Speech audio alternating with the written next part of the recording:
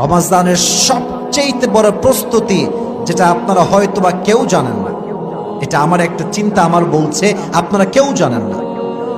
নবীজি বলছেন রমাদানের সবচেয়ে বড় প্রস্তুতি হচ্ছে ক্লিন ইউর হার্ট, মনকে পরিষ্কার করেন। আমাদের এই হৃদয়ে হিংসা, বিদ্বেষ, অহংকার, বলেন তো সবাই আছে না নাই? আছে না নাই?